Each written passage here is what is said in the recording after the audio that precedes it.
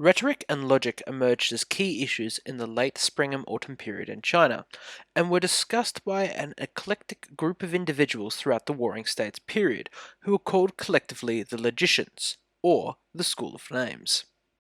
The name was applied retroactively by Han scholars to this group of disparate thinkers who united in the common thread of using subtle arguments to defend paradoxical conclusions. The first thinker in the group was a man named Deng Shi, from the state of Zheng.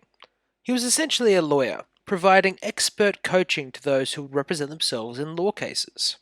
He was also famous for supporting both sides of an argument, an anecdote of which comes from the chance event of the corpse of a rich man who drowned being seized by a stranger who attempted to sell it back to the deceased person's family. The family was unable to afford the high price set by the stranger and reported this to Deng Shi, who said, "Don't worry, he certainly can't sell it to anybody else."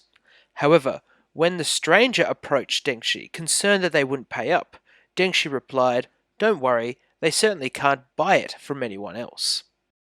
The next philosopher in this school of thought is Huizi, a statesman and philosopher who rose to prominence in the state of Wei. Huizi's ideas are captured in a series of paradoxes, in which he examines issues of space, perspective, and ethics. His aphoristic claim about space is that there is nothing outside that which is supremely large, and that there is nothing inside that which is supremely small. Here it appears that he is drawing attention to the underlying unity of the universe and the irreducible smallness of a point-like object, ideas which were examined by early Greek philosophers such as Parmenides and Zeno. When it came to perspectives, he leaves behind a puzzling quote: "I left for you today, but arrived yesterday." One way to answer this is that depending on an individual's temporal perspective, they can assert this fact truthfully, an affirmation as to the relativity of reality. Taking both these spatial and perspective paradoxes into account, Huizi appears to push for an ethical viewpoint which is informed by this worldview.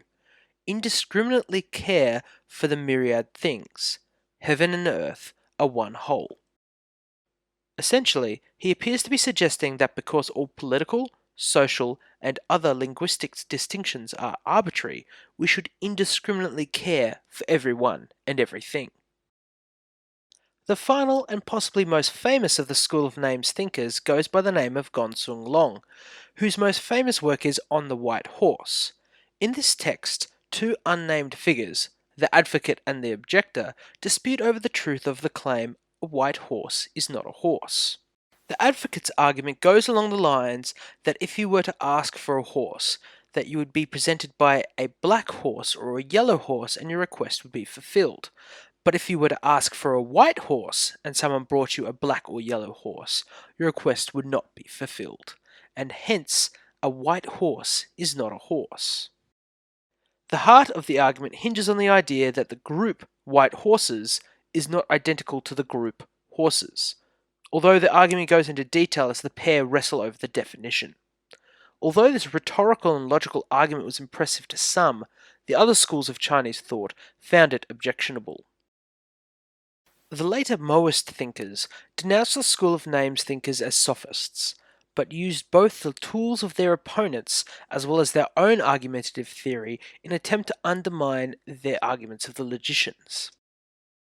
To Deng Shi, they argued that the idea that both sides of an argument were true, or equally that both sides were false, was based upon the false premise that because a statement could be true or false, that all statements must adhere to either status.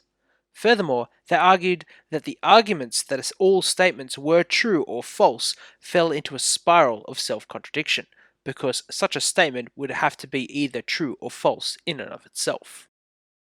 Against Huizi, they argued that space was divided into dimensionless units of a point, and that all matter was thus an assemblage of such points, undermining his paradoxes of space in much the same way that Democritus attacked Parmenides in ancient Greece, a proto-atomism.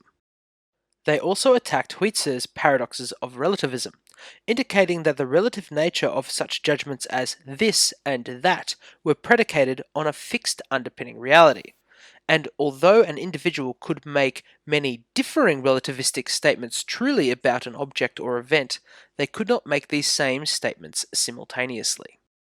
Finally, facing the white horse paradox of Gongsun, these later Mohists argued that the argument that a white horse was not a horse was predicated on a misunderstanding of language, in which the statements were only true or false depending on the perspective and sense which the observer used the term. Despite the advances in rhetoric and logic made by the Mohists and the School of Names in the Warring States period, both schools would wane throughout this period compared to the Confucians, legalists, and Taoists. Confucians and legalists rejected the arguments as sophistry, instead relying on what they would call common sense to reject the paradoxical conclusions of the School of Names. Taoists, on the other hand, remained skeptical of the nominative nature of words and meaning, most exemplified in the form of Zhuangzi and his quote, "Fish traps are for catching fish. Once you have caught the fish, you forget the trap. Words are for catching ideas. Once you have the idea, you can forget the words."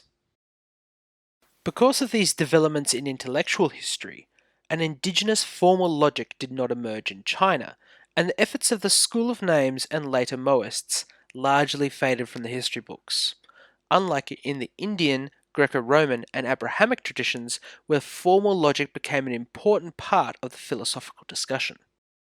However, we should also not forget that although formal logic is an admirable achievement, it is still only one part of philosophy, and that Chinese thought continued to develop a high level of sophistication and richness despite its absence until the importation of Buddhist and later Western theories of logic.